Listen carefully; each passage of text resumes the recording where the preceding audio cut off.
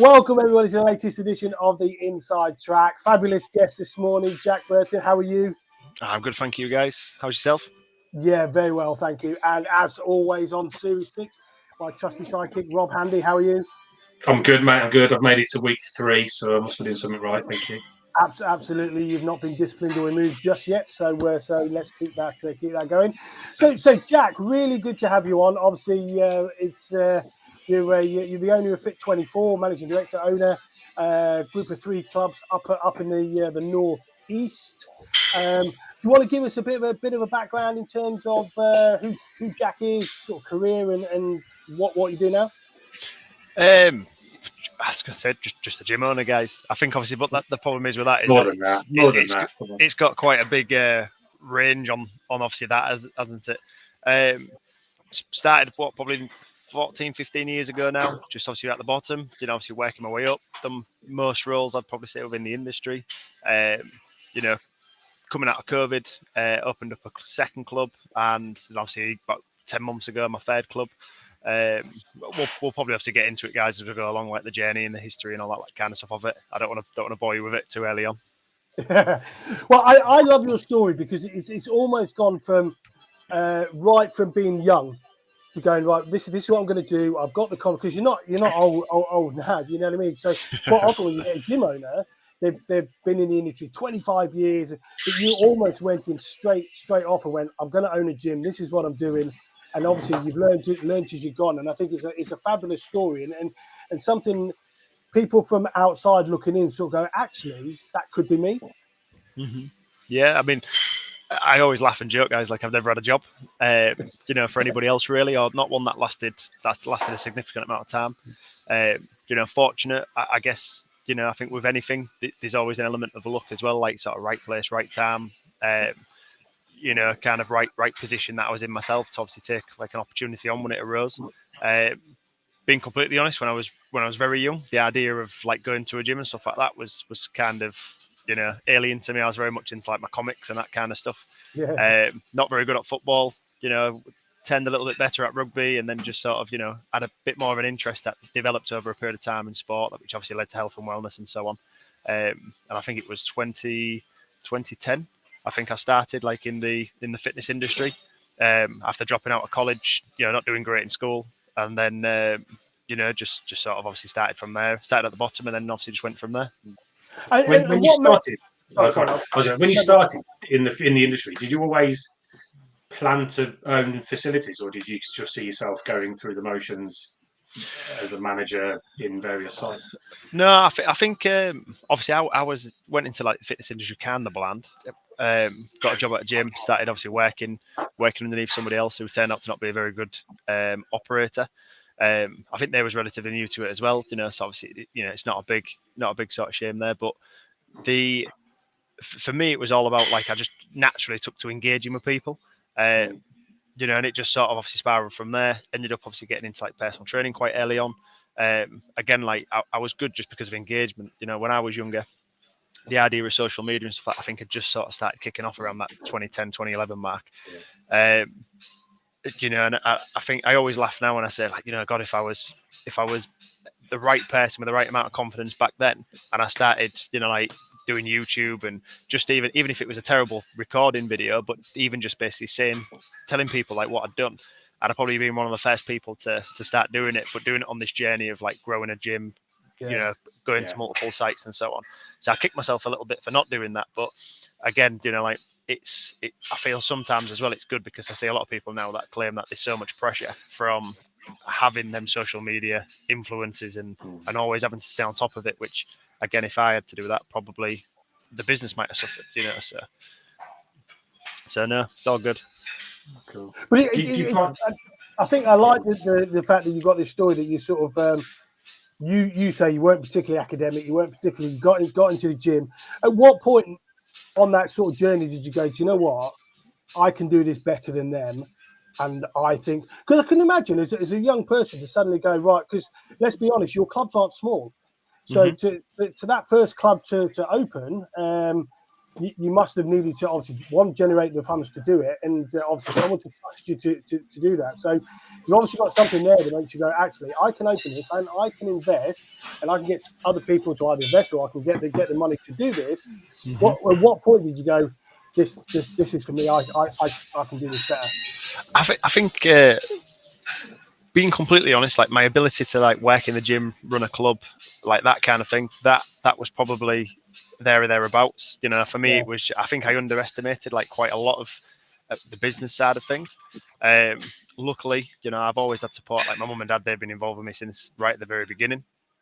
They've always been there. Like my mum, she does all the buying, like supplements, all that kind of stuff. She contacts all the companies. Yeah, she's quite well known that side. You know, for driving a hard deal, which is really good, which has looked after me. You know, my dad's always been there if I needed somebody to just bounce ideas off and that kind of thing. And just the sheer amount of hours, like if I've been there, they've been there, you know, which has been really good because I think a lot of people probably don't have that as like a fallback. But then, you know, on the other side of it, like I said before, like it was just about, for me, it was all engagement. To be honest, like the first deal that I did in terms of like operating a space, you know, obviously for a gym, it was a terrible deal. Should have never have done it. It was a huge amount of pressure. I look back now, like, you know, being completely honest, like I'll tell you some of the like numbers because they are scary, even like in today's world. So like the amount of rent that was having to be paid on a monthly basis was £17,000. Holy wow! And then there was a service charge on top of that, which was, I believe, at the beginning was maybe about £9,000.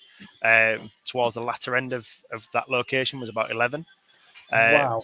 You know, so just the sheer amount of overheads, you know, from going in there from day one, was huge. But we was very lucky because I think, you know, we had a pretty good reputation, good location. You know, there was people in there which was, you know, really engaging from a membership point. And again, like, you know, we was always, you know, I'd probably say like 4 or 5 years ago, we really started to change things, and I had a different mentality towards it.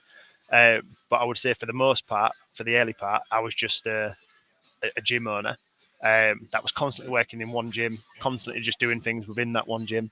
And it wasn't until probably 2018, 2019 that I moved out of that mindset into the mindset now where it's like, actually, you know, there's more to this.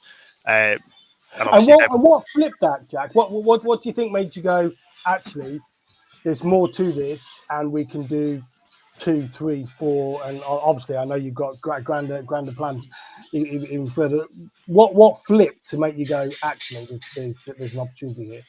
I think it was probably like pressure. So we had the location that was currently in, that we started with, was in there like 9 years, I think 8, 9 years, and was basically hit with like an ultimatum from the landlords there, and that basically was like, you know, you either you know, come up with this. I think I was in the process of, I just secured the site I'm in now, that this was going to be the second site. And then they'd basically come to us like the week after and said, right, you know, you've been in here X amount of time now. We basically want you out.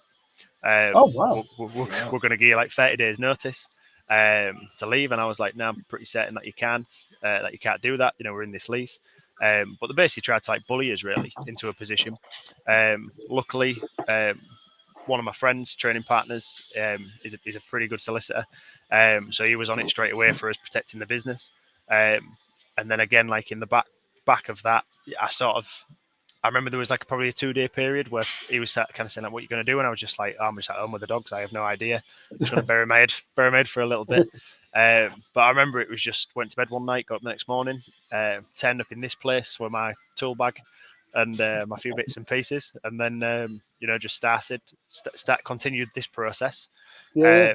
And then obviously, I think it took us 8 weeks to turn this place from like a vacant supermarket into the gym. Not what you see behind me, because obviously we've developed it over these last couple of years, but yeah, we had an 8-week process that was like massively stressful. I remember at the time, like my daddy, he had a triple heart bypass as well, so that was like another like, you know, kind of pressure point.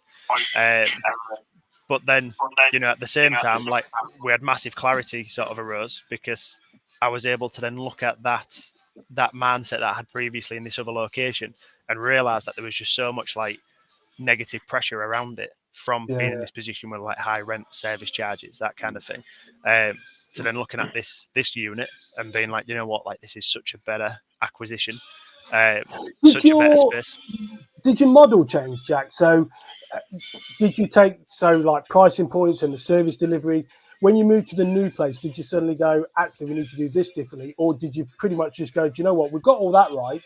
We were just carrying too many overheads, so this is what we're going to change. There was an element of the too many overheads, but it was more so okay. And look, like for me as well, like what I do say to people now is that all that additional overheads and stuff like that was, you know, was astronomical, and that I paid was the price that I paid in order for me to learn, you know, the ropes of the industry.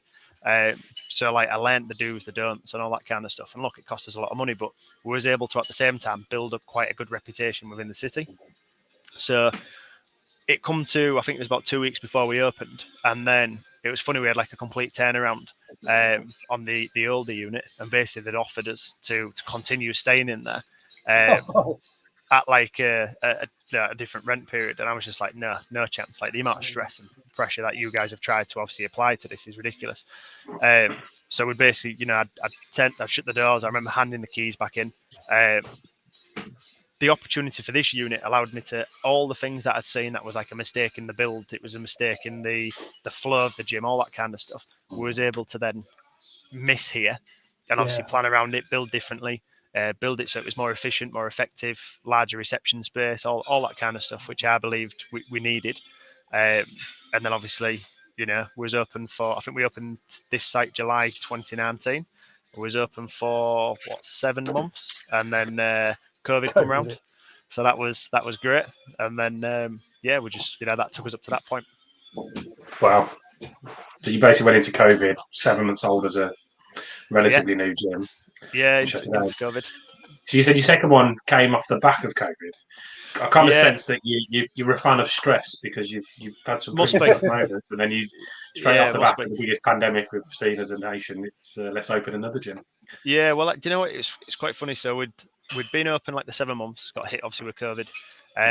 You know, we had zero income from March onwards because of the rateable value of the building. We had no like handouts or grants or anything like that because the rateable value was too high. But within like them 7 months, we had built like a substantial membership base. Obviously, we had people that followed us over from the old site. We had obviously a lot of new people coming in as well, with it being obviously a new gym in a good location. And then, you know, COVID shut us. I think we were shut from like the March to maybe the July, something like that. I think we opened up, but you guys will know, like there was no real help for us as an industry because it was all like eat out to help out. It wasn't like, you know, it wasn't you know, more cardio, more health and wellness guys. It was the complete opposite of that. So, you know, we had maybe a month, 2 months, I think, of trading there, which to be fair was like us just trying to gain our momentum again.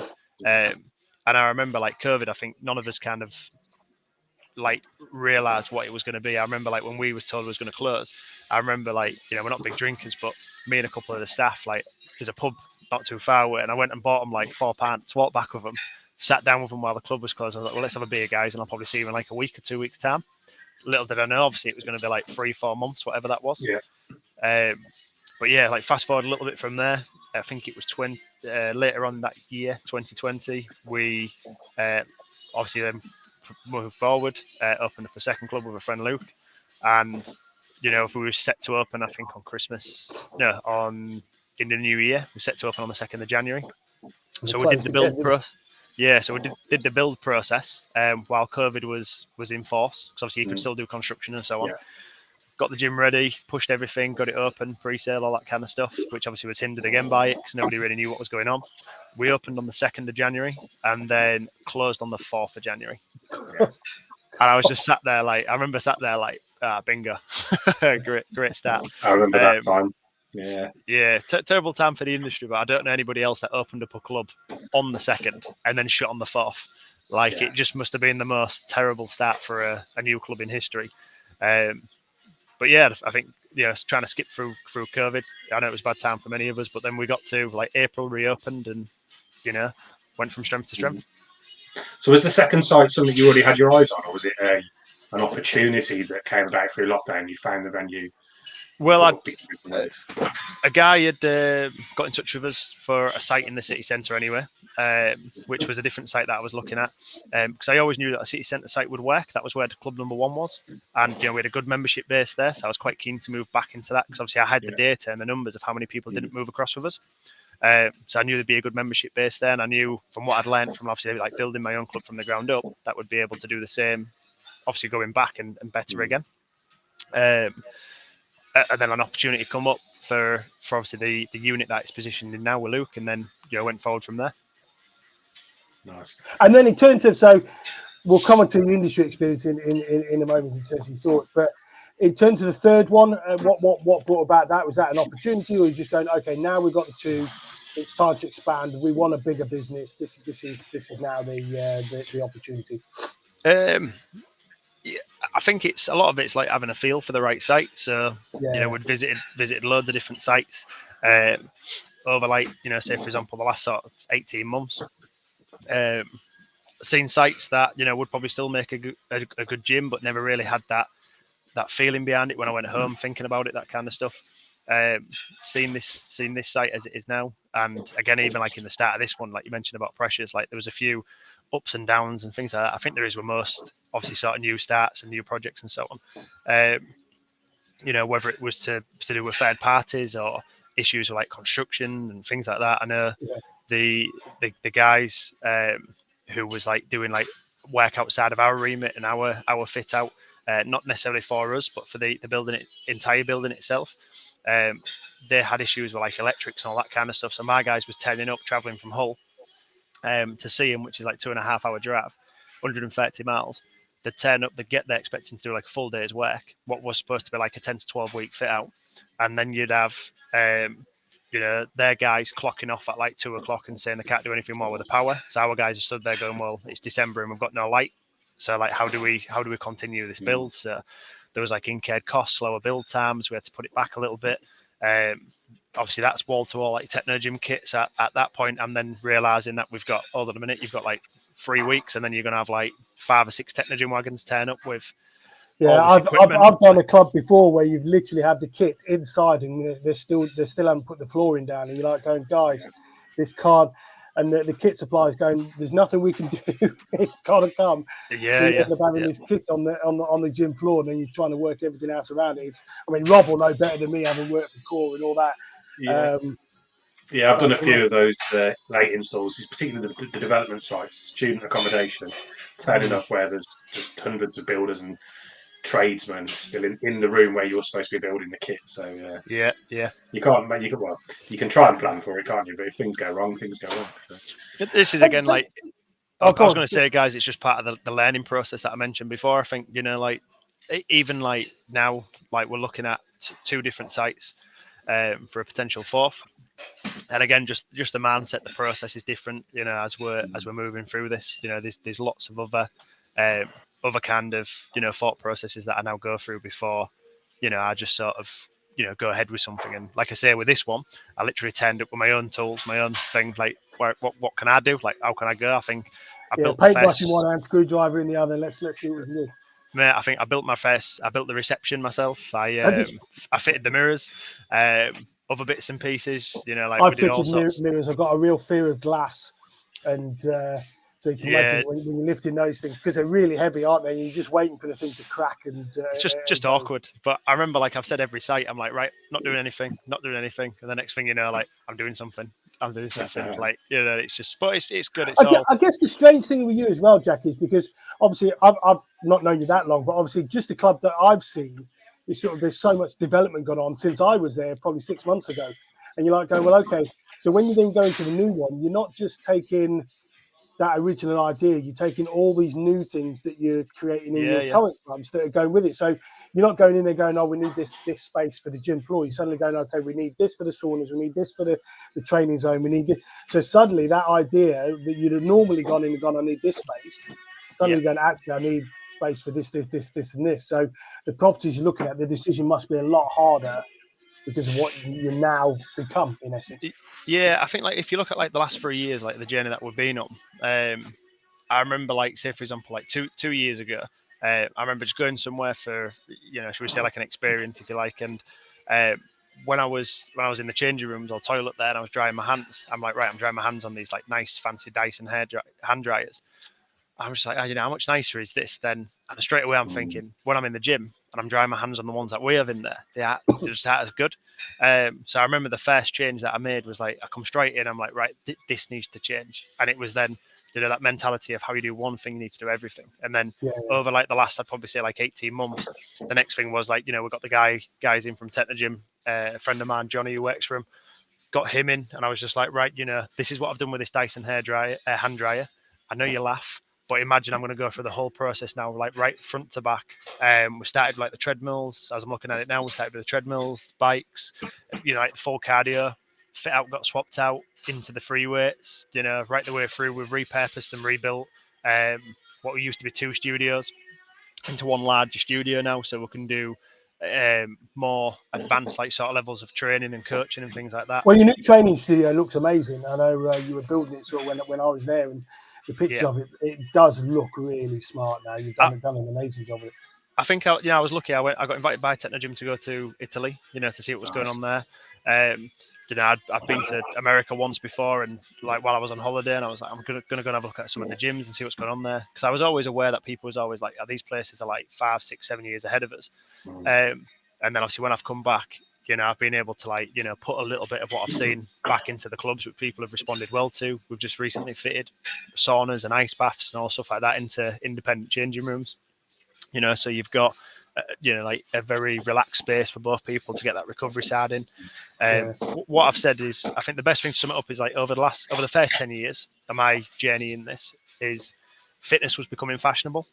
And I'd probably say in the last 2 years, it's now got to the point where it is fashionable and will remain fashionable, to whatever level.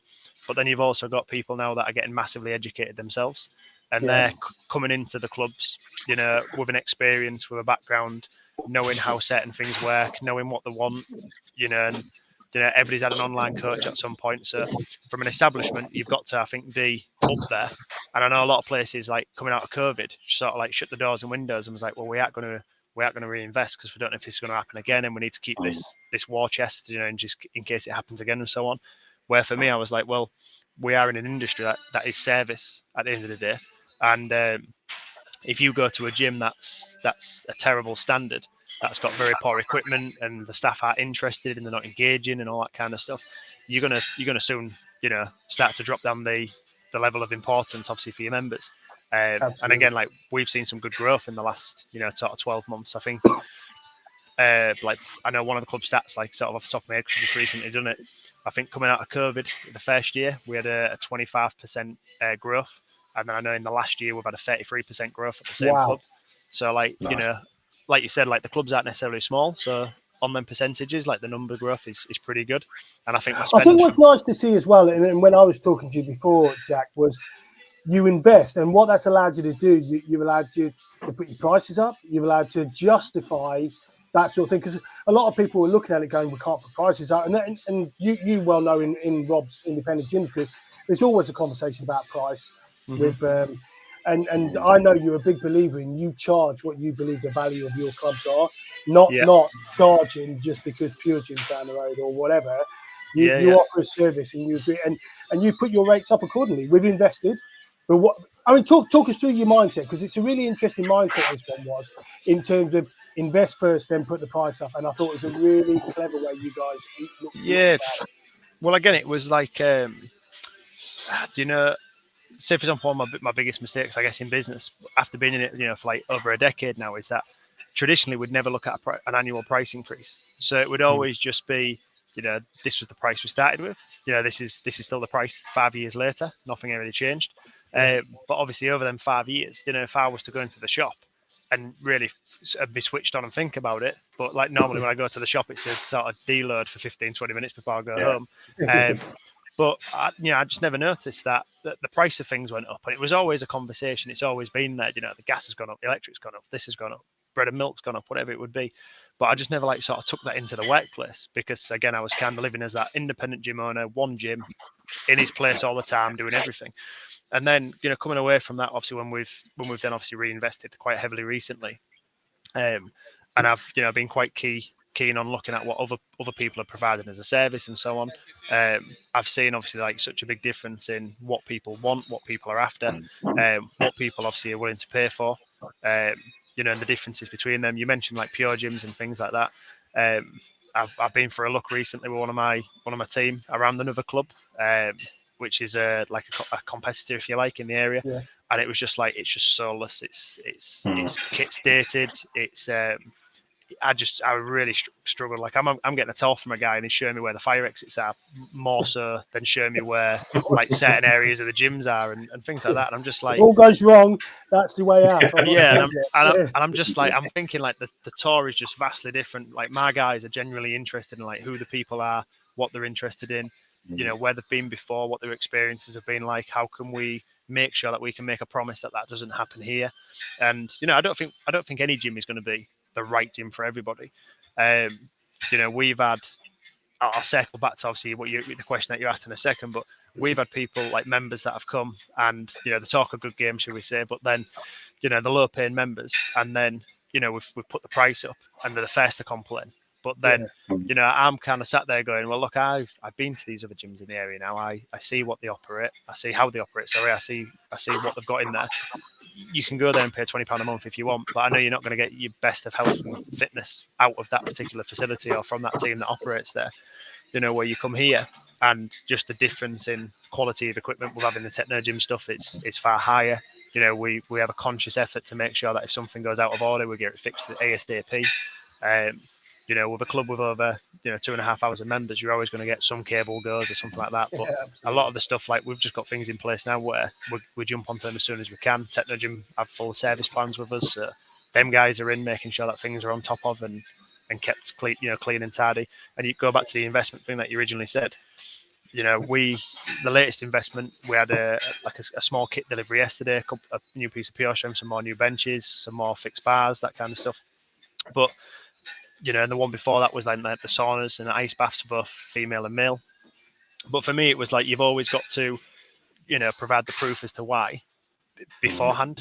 You can't just flippantly like put a price up. I don't believe you can't just flippantly put a price up in a service-led business if you're not there to then say like, this is the reason why. This is because your service, you know, is going to improve. Yeah. This is because and for me as well, like as a business owner and as someone who still trains in the gyms, I need to be able to say like, well, would I pay this? And I think if I would genuinely pay it, then there's plenty of other people now that have got similar mindsets to me when it comes to that, their own health and wellness, and you know, they'll see the value in that.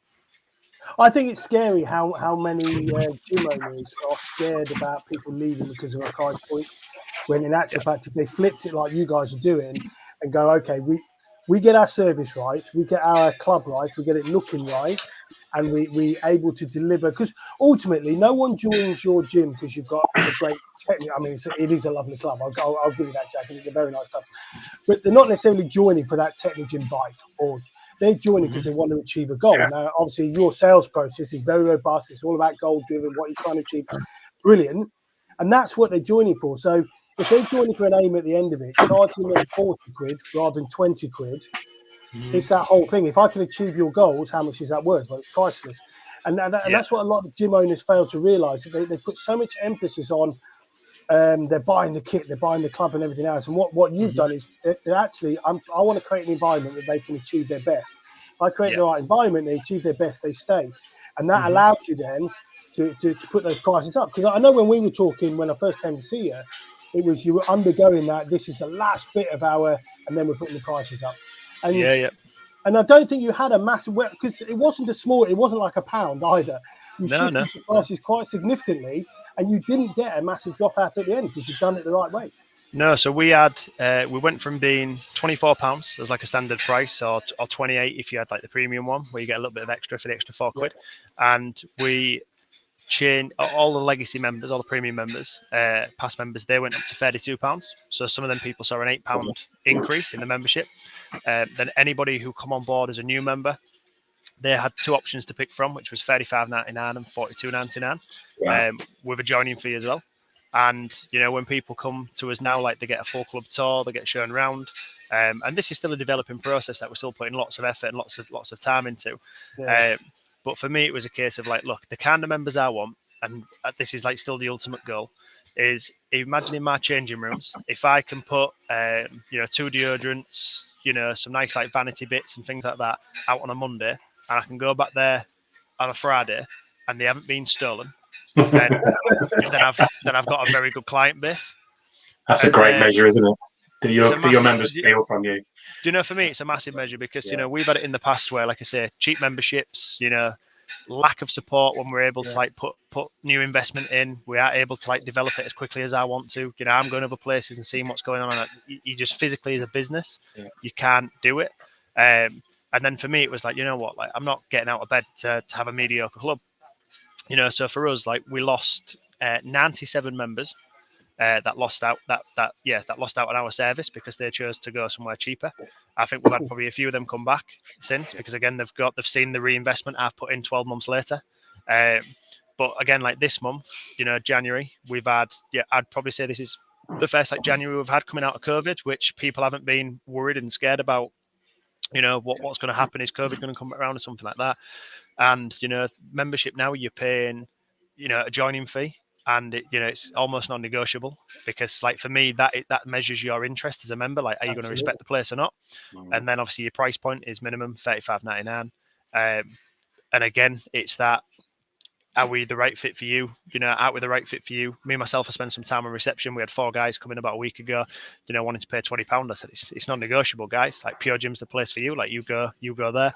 But you know what? That level of This isn't the wrong way to say it either. That level of arrogance in your own business, and it's not arrogance in a horrible way, it's that we know who we are. And I think that's really important. And I think if anybody's watching this and listening to you, Jack, I think it's a really important point to take because so many clubs don't truly understand who they are. And they're trying to sort of be everything to everybody and being nothing to no one. It's that sort of thing. And sort of go, okay, if we know who we are, we're a great club, we offer great value, we get you results, this is the price, and this is what you'll pay. You don't like it, go somewhere else. And you're not doing that horribly, you're doing it very professionally, but that's the stance. I think that's a great place to be in as a business because that feeds from you to all of your staff because they know that they can stand on there and go, this is what we do, guys, and this is how we do it. And I think that comes across. I had a conversation yesterday with somebody and they said to me, it was really good. They said, like, the business owner, the founder, if you like, is like the biological father of that particular business. And, and for me, like I come in on a Sunday a couple of weeks ago with a few friends of mine, like you said, I'm 32 in a couple of months' time. I had friends that I played rugby with 15 years ago that, we all used to run around and was really fit. These guys come into the gym now and, they're getting out of shape now. They've had 10 years. They've had a decade of bad life choices. And I decided, right, I'm going to put a session on with the boys on a Sunday and this is what I'm going to do. It's for my friends and so on. We've now got 40 odd people like in that group, all lads, all blokes that come. My partners had to start one just for the girls because they wanted one as well. So like we run these classes like back to back and we've had like a really good response for it. And for me, it was just about like, you've got to make sure that people are aware like who you are. You've got to make sure that you're aware that you're investing back in and that they know it and they see it. And it's also what they want. You mentioned about like other gym owners being able to do it. And I think, look, you have got to be in the right place to do so though, because if you put your prices up, but your product isn't there and you've got to be really honest with yourself and have a really honest conversation. Like I did, like if I'd have put my prices up, but it'd have been where it was 3 years ago when we opened 4 years ago, people would have left and I wouldn't have blamed them because the product wasn't there.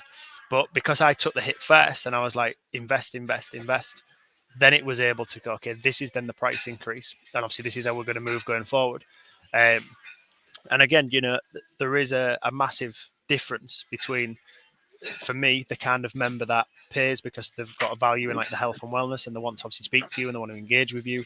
And they don't necessarily know the difference, if you like, between an 11,000, 12,000 pound treadmill to like a 2,000 or 3,000 pound treadmill. But I guarantee at the beginning, but I guarantee that if they was to ever leave or be speaking to the friend about it, and all of a sudden it's like, oh, my treadmills, you can't do that, or this, you can't do that. They bring a friend on a guest pass. The friend tells them how much better the equipment is. We have lots of people leave us very good reviews on the back of the level of investment and how good the club is and so on. Yeah, and the one thing I noticed quite a lot when I came to see you was in terms of how engaging your team are, just naturally. It's just I can remember stood there waiting for you to come in, and the amount of conversation. It was almost everybody walked into. I can remember stood with you by you. You've got that wall, haven't you, with the triangle? And every time, morning Jack, morning Jack, morning Jack, morning Jack. And this was everybody, Rob, when I was in this club. It was all of his staff, because that doesn't happen automatically, Jack. That's not. I mean, it may do at your club, but there's obviously something you're doing there that feeds into the staff.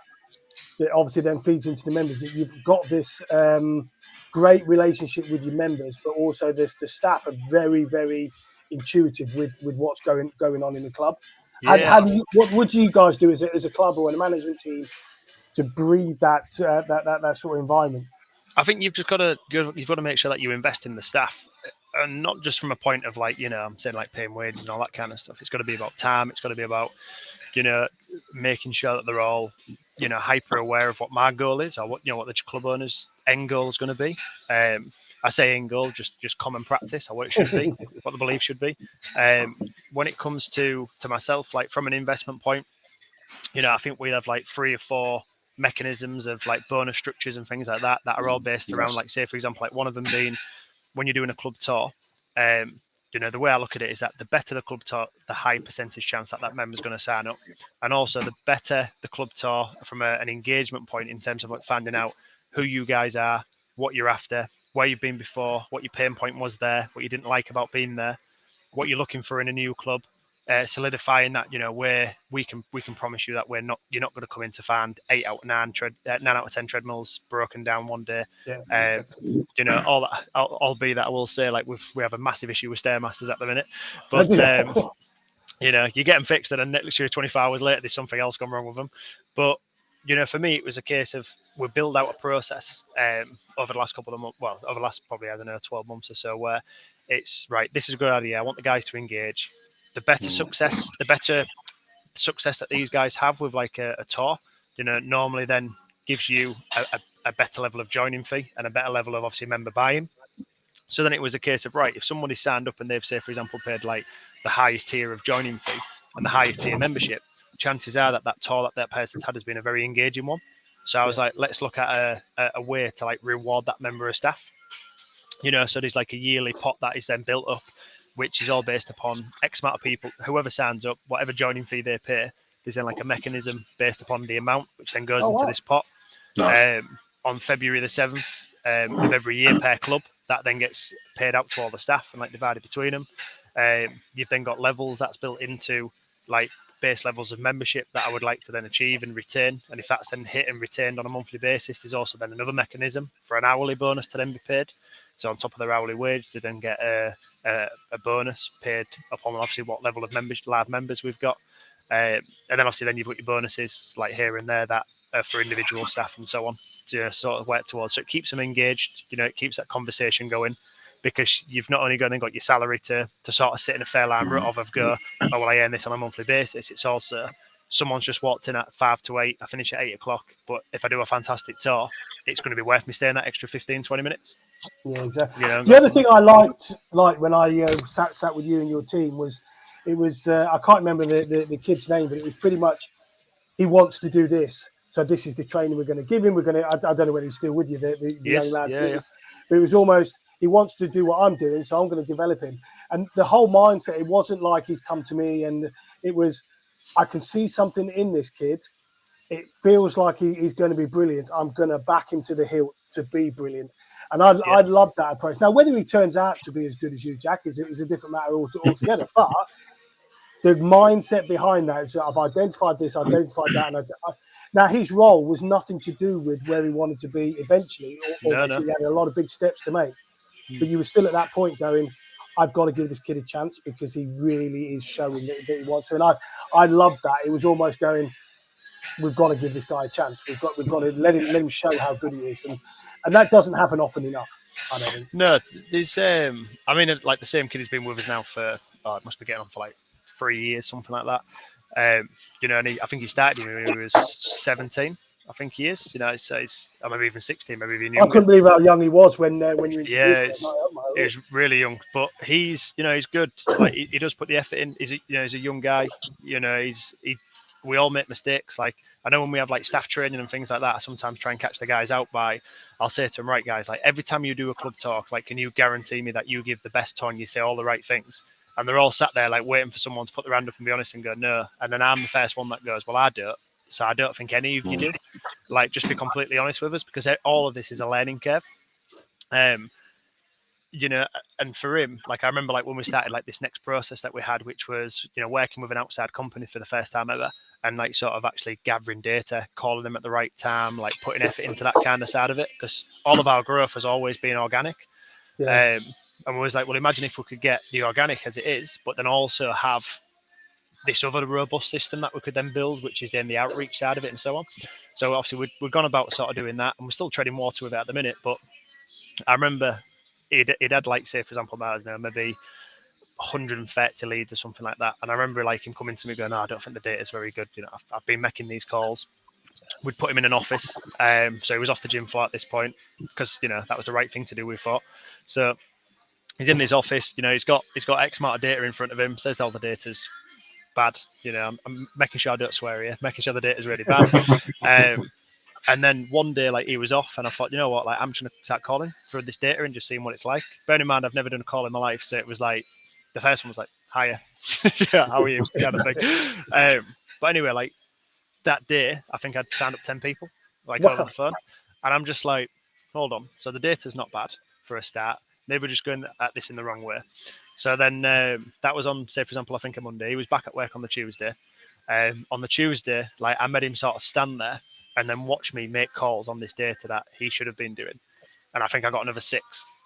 And then I remember, like, on the Wednesday, it was then obviously sitting down with him, having a very, you know, strong conversation of like, if you really want this, you've got to make sure that you put this effort in, you've got to make sure it works and so on. And obviously, like, thereafter that, I was like, you know, what do you need? So anyway, I remember going to Curry's, buying him like a new computer that I'm sat on now, which is like, as you can see, it's like pretty much like prominent place within the gym. Everybody sees you.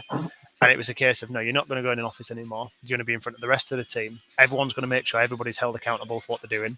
And then thereafter that, you know, you're talking 30 days later now, he rattles through it, you know, like on a daily basis. You know, I can come in, I can see him on the phone, he's pacing up and down the gym, getting his steps in, but he's on the phone to people, bringing people in, updating the group every time somebody else has signed up, you know, what service that they're after. So it's good because, like, I always push people across all 3 sites, whatever success you do, like, celebrate it and share it, because obviously then that means that other people are then going to be like, right, well, he's working hard, I need to then work hard. I don't want to be the person that's seen to be not doing as much as everybody else. And it gets infectious, doesn't it? Exactly, yeah, it breeds it. You know, hopefully, it just keeps going. Yeah, I love that. Culture is created by someone told me years ago, I think it was at Fitness First, and the guy told me a business will replicate its owner manager within 90 days of that, and there's not much you can do. So if you've got a poor manager or a poor owner in place, they will mirror that person. So it's obviously nice pats on the back for you as well, Jack, because obviously the success breeds directly from you. But what you're doing is, by doing that, you're getting those guys to almost go, actually, I want to replicate that person there, and and it sort of flows up the line, doesn't it? Everybody's out to create the success, and it's not easy to create that. And the fact that you do it and then quite nonchalant about it and sort of, this is what we do, is brilliant, because it just means it comes naturally. You're not sat there coming up with a plan every morning and go, how am I going to motivate you? It just happens, and I think that's a wonderful thing to see in a business. Don't get me wrong, there is times of like, what do they call it? Like, you know, sort of imposter syndrome, where I was talking to my partner about this like a week ago, and it's, don't get me wrong, like, I think there's different versions of like imposter syndrome. I think for me, it's always because I'm trying to look for something new. And as I'm like then living in this world of it being new, I've never done it before. So like, that's when I sort of feel it the most, because I'm like, you know, what if this isn't the right thing to do? What if this isn't the right place? What if this isn't this X, Y, and Z or whatever? Obviously, it's all, even if it is a risk within that area, it's always a calculated risk anyway. But I know, like, say, for example, we started working with somebody else not too long ago, working on like a coaching element. Because obviously, you've seen the studio that we built here, Ryan. That as a facility in itself is amazing. But then obviously on the front end of that, you've also obviously got behind me like this fully commercial gym, and obviously you've got that at the other sites as well, which is, you know, it's a really good operation there. And what I found is that when I'd opened that, like say middle of last year, we had high usage still of the gym. Hardly anybody used the the back end. Yeah. So what we've then obviously done over like the last sort of 90 days is we've sort of like tried to develop this like, you know, coaching plan, because we've seen all these online coaches. You know, we have members that do an online plan, they come back into us in club and go, I want great, I spent all this money on it, I did X, Y, and Z, blah, blah, blah. And I've got members in front of me here, James, who was listening, and then you've got obviously my partner Amy. I'd sort of teamed up with a guy called Dan and said, right, we're going to build up this coaching platform. You two are very knowledgeable. Like James runs a health and wellness like initiative within the clubs that we have, and that we've then like moved into the others. And then I'd sort of left them to it because I'm busy doing other things, and they'd like sort of built out this coaching plan. And looking back, like I do laugh, but I do feel bad, because I'd come into it maybe like 60 days later and then just looked at it and gone, no, we're not doing that. That's not going to work. And then I remember, like, you know, Amy at home, she was like just firing shots at me, like left, right, centre about it. And like James, you know, he was quite cool, calm and collective. So like he didn't give me any verbal back, you know, from any work that had been put in. But I know they'd film videos and all sorts of stuff, and I was just like, no, we're not doing that, because I knew that the service wasn't going to be there. And I was like, guys, you know, I've done this for a long time. I was a personal trainer once. I know what people are after. Listen to what our members are telling us when they're coming in on the back of doing like some online training thing that doesn't work for them. So then, you know, we've had to then in the last like sort of 10 days go, this is actually what our product is going to be. We're not going to be an online coaching system. We're not going to be just a one-to-one system. We're going to be like a hybrid of people being able to utilize the gym. I mean, we have staff on board, you know, 24/7. You have multiple members of staff throughout busy periods. So if somebody comes in with a program, they don't understand how to use the machines and things like that. In here, it's a non-negotiable. Like the members of staff are available to show people how it works. Yeah, exactly. You know, leading into like my point when me and James went to go and have a look at a site last week, and that's currently operating as a gym. We'd gone in there to take a look at it, and when we went in and said, "Look, can we be shown around?" the member of staff was like, "Oh, well, the sales team out here, guys, so I'm not supposed to show you around." And I'm like, "What on earth's gone on there? Like, what ethos have you got as a business as to where you've got potentially 2 customers coming in, and your response as a member of staff is, sorry, mate, I'm not interested." Not my job. Wow. That screams back to I used to work at David Lloyd, and it was all very much the responsibility of the sales, the membership advisor. Yeah. Nobody else could tour, nobody else was allowed, and if somebody would, they'd have to wait. But now I think it's in the independent world, particularly, everybody's roles are kind of merging, aren't they? So everybody's responsible for selling memberships. So, yeah. I mean, you've just got to have a. I think for me, like, it's not that we become. I've always said, like, everybody is a salesperson, no matter where you work, no matter what you do. Because, you know, you go to a restaurant, you ask them, "Oh, what do you think? What's best?" Yeah. Well, what would you pick? You know, you're selling something. But when it comes to like here, like all of us train, you know, in our different ways and methods and so on. But we know how everything works. So I know how the front treadmills work. I know how the treadmills in the studio work. I know what the difference is between them both. We have 3 different types of treadmill at our Fit24 site. They're all there for different reasons. We have multiple. I think we have 5 different bikes, you know, for different reasons and for different abilities and needs and so on. You know, so for me, it was like when somebody comes in, like as a new member of staff, they've got to very quickly obviously understand what their role is within like a set time. But they've also obviously got to understand that this is like the mentality of a member of staff, like at Fit24, and it's there to be engaged, and it's there to obviously speak to the members to help retain them and so on. I mean, our retention rate, I think, is still something like 5%. I think at one of the clubs it's even less of a churn rate. Sorry, because you know we just do so well in terms of, I think, like you said, Rob. Sorry, Ryan. It's that engagement side that we're massive. The thing is, even if you've got a member of staff who's never been trained on sales, you would still expect to sort of for them to go absolutely and almost wing it, because on a personality basis, because I can imagine walking into your club, brand new member of staff, been there a couple of days, no one else around, they're doing whatever with other clients. I can't imagine them going, "No, I'm really sorry, I've only been here 2 days. No one, let me take your details." They would wing it. And wing it's probably the wrong word, but if they haven't been trained or they're not in it, they would still take them around and give such a nice experience in terms of get to know them, find out what they're. And the data they didn't know, they'd find out, and they did. But to walk into a club and be turned away because no one can be asked by which is how it feels, isn't it? You walk in and so no one can show you around when they're stood behind the desk. You're like going, so you can't be asked. It's nothing to do with you.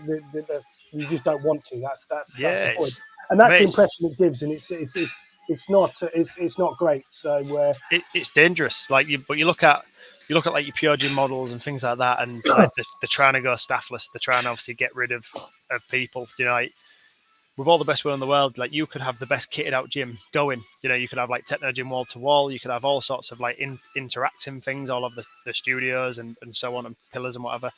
If you don't have the members of staff there to be able to like take a member through a journey and engage with them and show them how to use it, the benefits of using it, when to use it, and even just for that point of like, hey, how are you? You know, like that. Like say for example, like on a Monday here, we have benefits basically right the way Monday through to Friday. So, and the reason behind it isn't to like drum up more business, and it's not to, you know, to do any more of that really. In essence, it's just about engaging. So say for example, like I know like on a Thursday, we call it like Thirsty Thursdays, you get a free bottle of water. You know, there is no money to be earned from giving away free bottles of water, but it's the engagement side of it. Absolutely. And then I walked into one of the clubs once and I'd seen that the members of staff had put them all like on a table that was just like you walk by them, you just pick one up and walk in. And straight away I was like, no, boys, these go behind reception. The reason being is because I want people to ask for them, because then when they're coming over and saying, you know, hi Jay, how's it going? Like, you know, hi mate, it's Thursday, here's your free bottle of water. You know, we do it because when we measure people on the Tanita machine, hydration levels are quite low. So let's educate, let's get that on. On a Friday, we do certain things for people to be able to bring guests in. You know, we offer 2 free guest passes a month as well with a membership. So we encourage people to bring people with them. I was talking to a mother last night who'd signed up with her and a daughter maybe about 2 or 3 months ago. I've noticed that she's brought her other daughter with her as well now. You know, so you've got like a family starting to come there together, which is really good.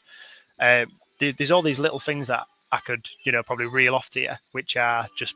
But it's massive that engagement point, Jack, because it's not, when I worked for Marriott, we used to have the scanner on the desk. Yeah, and quite a lot of the clubs used to turn the scanner around so the client could scan themselves. Yeah. And my staff used to go mad. Ryan, why can't we do that? Because you don't know their name, you don't interact with them. If they're scanning themselves in, you won't even say hello. You'll have your head down looking at the screen or do whatever. If they have to hand you the card for you to scan it, you can hand it back saying, thanks, Jack. Have a great workout. How's your day? You've got that interaction point. And I think so many clubs miss out on that small opportunity. People hear me call about Fab Five, which is this eye contact, smile, hello, goodbye, every member, every time. Mm-hmm. And if you can get that, just those little touch points and a hello and a goodbye, the you'll be amazed at how that drives your retention up. It's massive. On the next breakfast bar to me here, we have BCAs. So on a Tuesday, we do 3 BCAs. Just in little cups for people to come up there, get a quick drink before, during, or before, after a workout. You know, while I've been sat here now, you've had probably a dozen people that have come and, you know, taken a shot of it. But it's not just the shot of that. It's also like the members of staff are stood right here. So they're getting the drink, they're talking to the staff, they're speaking to them about how good the session was, how was this, how was X, Y, and Z.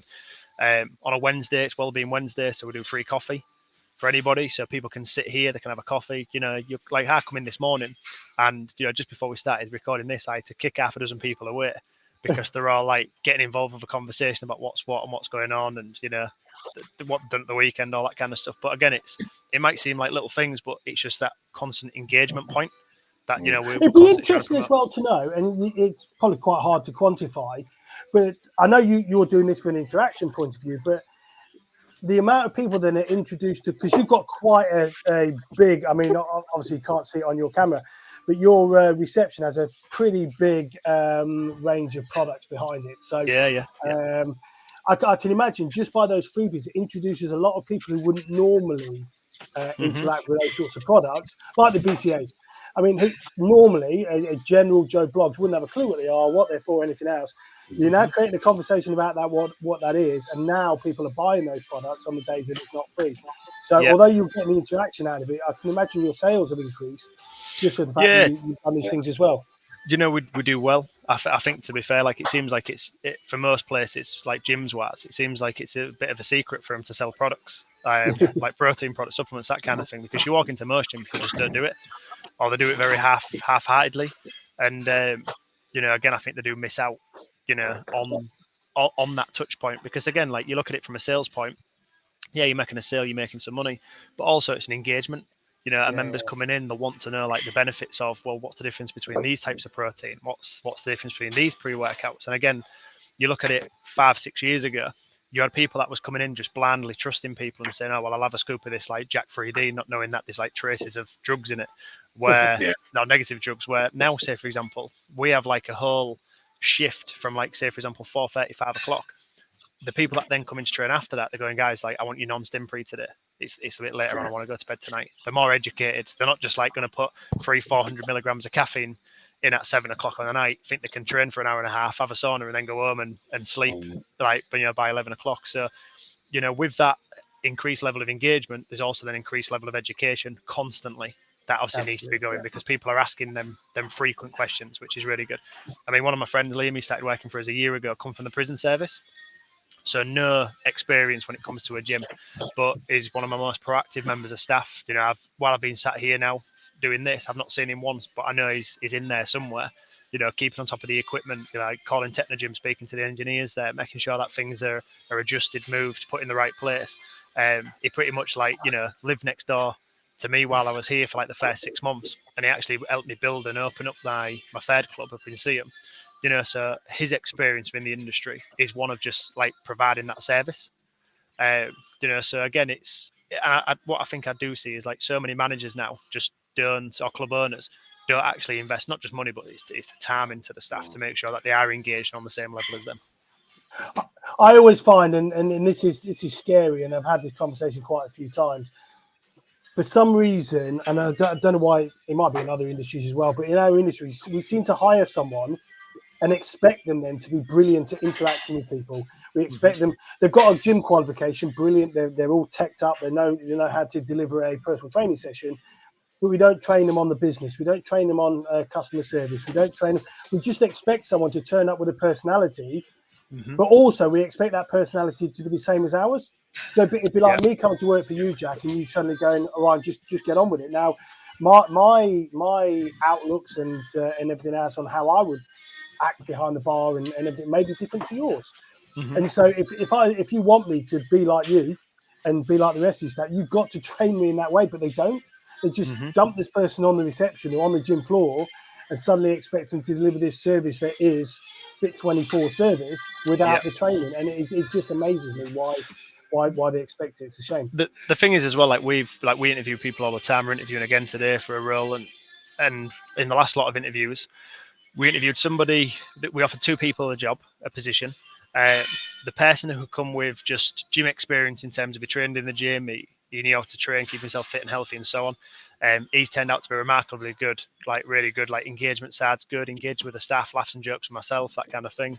Where the other person who come on board from one of the bigger gyms in the industry, if you like, and come with like all these accreditations and experience and so on, was horrendous. Like attitude was terrible. Like, couldn't be bothered. You could see like they was just down in themselves. And I'm like, the way I describe it is like, you're just you're a problem to the business then, because you pass that negativity on to everybody else. And no matter what kind of engagement you kind of give, if somebody's got into the fitness industry just because it's a paid hourly job or whatever level they're in, if they're miserable, like this is the wrong industry for you, because you've got to be able to engage with people. If you can't engage with people, if you're not interested, if you're more bothered about, I don't know what's going on the weekend and things like that, rather than the people that are directly in front of you, you're not going to last long, because people. We work in hospitality, Jack. That's the reality. We work in hospitality. We're there to give an experience, and if we're not giving experiences, then what really are we doing? Exactly. What I mean? We don't work in an office. We work with people, and it's about and too many clubs don't look at going. Every visit needs to be an experience. How do we do that, and how do we personalize that? So, for me, like I guess like when I started this gym, like my journey was in a budget environment, and that's what we was. And I don't think there's been many success stories that I've managed to go, right, well, we spent X amount of years in the budget area, but now we're actually, we're pushing now into more of that premium area. And we've done it successfully. And like even say, for example, like in the last 10 days, we've started to launch now like the actual like in-club, in-person, like sort of coaching service, or what that looks like to us. Because I know there's loads of different versions of it now out there. But I remember like you said before, you've just got to be really stern and in what you believe that your product is and who you are and what you offer. So the example I'm going to give is that when we spoke to a third party that helped us build this out, that's done this before, and I'm not saying it was wrong, but when they come to me and said, right then, Jack, we've done a check on your area and this is what we think you should be charging for it, I disagreed with it, because I was like, well, it's okay you saying that, but I think you're like 4 hours away from where I am. You've never been to my club in person. You know, you don't know how we operate. We are like an actual. I don't think there's many hybrid models like we are, where we offer such a great space for high level training and then the fully commercial side of it. So like I disagreed on the price point. I thought it should be more. So we went ahead when we actually launched it with a higher price point. And like I did the first couple of consultations with like members and so on, and you know ticked the right boxes for the members, made sure obviously we could deliver on what we said was going to deliver on, was totally upfront and honest with them, because like you get so many coaches now that go, I'm going to give you a bespoke diet plan, and it's like there isn't a bespoke diet plan. We all eat the same. Like, and you know, say for example, like the average person, like client, they're going to come to you and say, well, I want to lose weight, you know, I want to do this, I want to do X, Y, and Z. As a coach, you need to be honest with them and say, well, that's probably not what your goal is. Like your goal isn't to get a six pack. Your goal is probably just to make sure that you're always progressing. I'm going to make sure you're accountable for that. But I'm going to obviously allow you to live a life as well and do all these other things that you know you're going to do. Because let's be honest, like 90% of your gym audience, they're not athletes that are competing on a weekly basis. They just want to make sure they're being healthy. So for us, it was like always about being honest. But I remember like you know we've gone from again like that. I think when we started, I was £16 or £18 a month, Wow. and we're now, you know, near enough triple that. The value of the club is a lot higher. The amount of members we've got is so much higher. I remember one point being stuck at around like 850 members, you know, and now I've got 3 clubs with pretty much, you know, 2,000 minimum, like in the smallest club. But also like this coaching model that we just launched, like we've now launched it, and it's you know £127 for 6 weeks on top of your membership. It's then £80 a month thereafter that as a direct debit on top of your gym membership. But for us, it's like I say to the guys, like you've got to develop this like conviction in like your program, what you do, and this and you know what your ability is, because otherwise, if you're sat in a consultation with someone and you're kind of going, oh well, it's kind of good, and you know, and it's 60 quid. And it's the same price everybody else is. It's like people just look at it and they'll go, it's the same price everybody else is. It will be the same. And it's the same when it comes to gyms. Like if people walk in the door and we say, right then, guys, like this is what the price is, and you haven't come through the turnstile, you've got no reason to believe that the value is there. Where when we've actually given you a full club tour and told you about all the things that go on, and like I say, I've been for club tours recently, and they didn't ask any questions about me, how I train, what I want, or anything like that. So because we make sure we have them differences, the value can be there. And if it's the person who doesn't believe it and they think, well, regardless of what you've just said, Jack, in the last 45 minutes, I'm only going to pay 20 quid a month.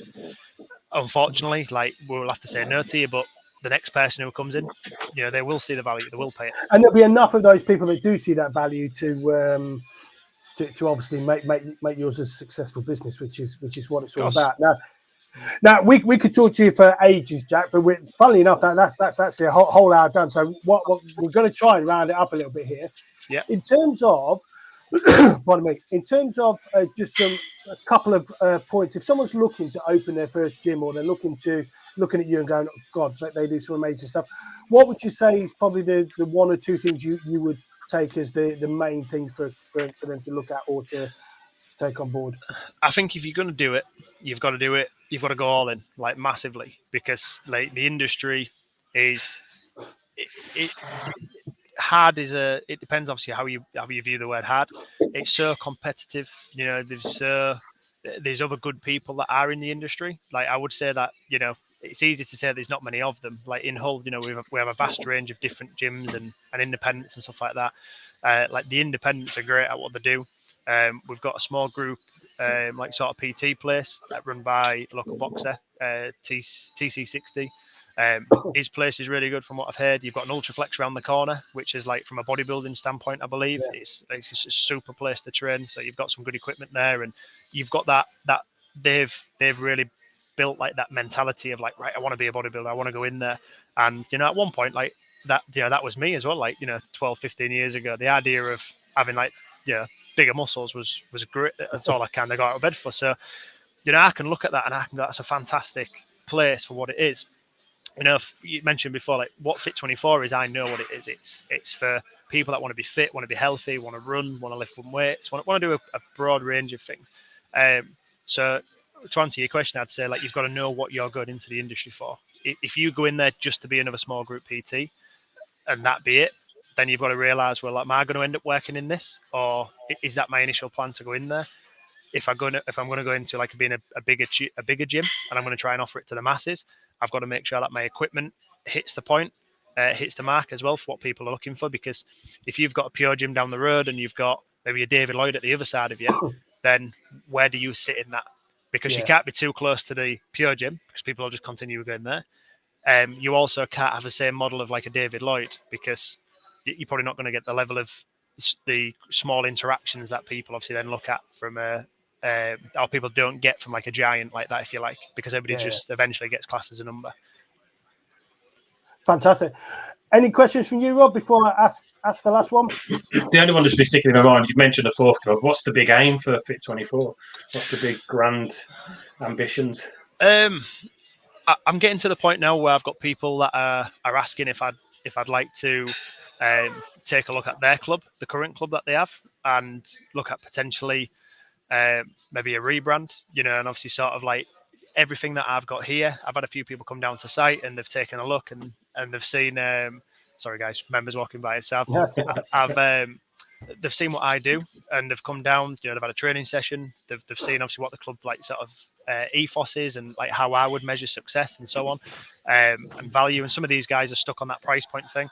And I've just said, well, look, this is where I was, this is where I could be. And they've come and they've kind of said, well, look, we'll be interested in having a conversation with you of like me potentially coming on board with them, and saying, well, let's rebrand this and let's like re-advertise, remarket, relaunch, go from there. I'm looking at obviously independent sites, for obviously myself to look at, or like me and business partners to look at, to go into and obviously start from the ground up. I think I'd definitely like to have more clubs. I think the club side of it, the build side of it, the actual products is kind of the easy part for me now. It's kind of making sure that obviously we just build the right teams and stuff around it. Yeah. So, yeah, definitely. I mean, I'm not going to sit here and say I'd love 100 clubs, but I think, I celebrate definitely more though. Yeah, I said, I say to all my clients, like, let's not celebrate a stone, celebrate a pound. So I think for me, it would be, I'm not going to celebrate when I get to 10. I'm going to celebrate when I do 4, when I do 5, when I do 6. Wherever the journey sort of continues. The great thing is you've got a business now that can expand in, whether that's be franchised, whether it's going in and rebranding other clubs, whatever that is. You've got now a nice base to go. Yeah. We've got a product that we can lift here and put elsewhere, which is brilliant. I mentioned Seam. Like Seam's been open 10 months. I think we've just crossed the 1,900 member mark up in Seam. I think total ad spend for Seam's about £500, something like that. So 1,900 members, 500 quid spent. The rest of it's pretty much organic. We have obviously partners now, obviously within the brand, which, sort of helped me obviously take a little bit of time back to focus on other things. We have campaigns that we run with CFM, which are great in their own ways.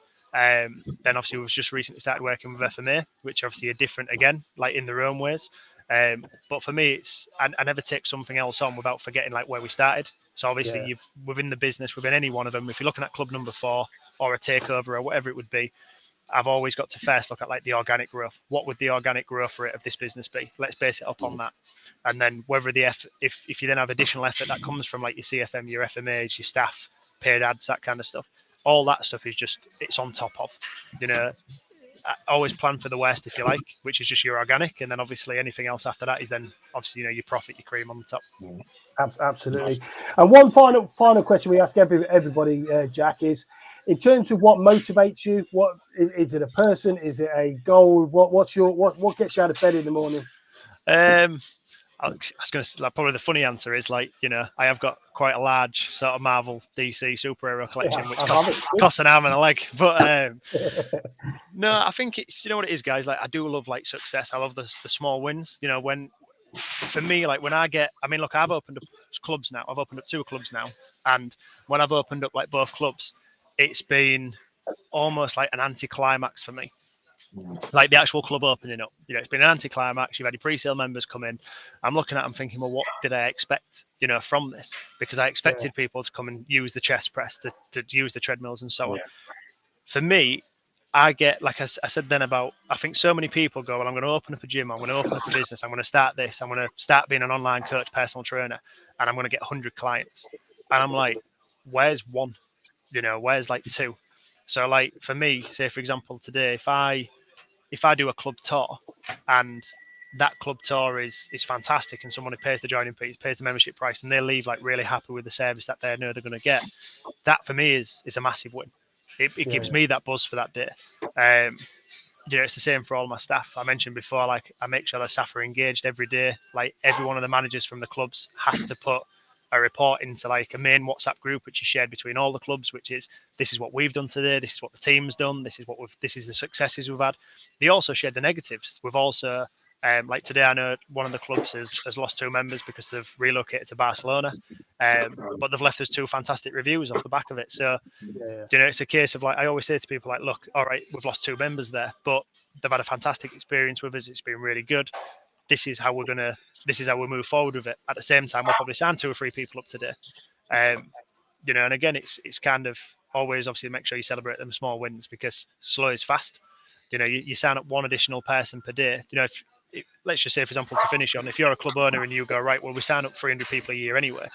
If you could then put a system in place that might take a little bit of time, but that allows you to sign up an extra 150 people over like a 12-month basis. At the end of that 12 months, you've then got an extra 150 people a month paying you that additional direct debit, whether that be £20, £30, £40, whatever that would be. I believe in the industry, like them 150 people is like the key to success of a bigger gym like this, for example, to then obviously make that then investment, whether it be new equipment or rebrand or refurb or whatever it would be, that would then lead to you being able to like put everybody's price up. You know, and if you're sat there with 1,500 members plus and you go up by a couple of quid, you know, your monthly turnover's going up again. You know, celebrate the small little wins. Well, I work with a club in Shrewsbury, and they've put their rates up by a couple of quid, or they're going to go up, and that suddenly, because of the number of members, they've got about 4,000 members, so you're suddenly looking at nearly 10 grand a month. Yeah, it's big. Added revenue, and you think it's small for the individual, but it's massive for the club, and that allows them. That's paid for all their new equipment that they've had in for this year and everything else. So you start looking and go, actually, guys, you're looking at it in a certain way. Now, we could carry on talking to you for hours, I think, Jack, because I think obviously your journey's amazing. So I really appreciate your time jumping on with us. We'll definitely get you back on again because you've got so many developments and so many things that you guys do. That it'd be worth getting you guys back on again and delving in a little bit deeper as well. But for today, thanks very much for your time, and we will see you again soon. Yeah, cheers, guys. Thank you. See you soon.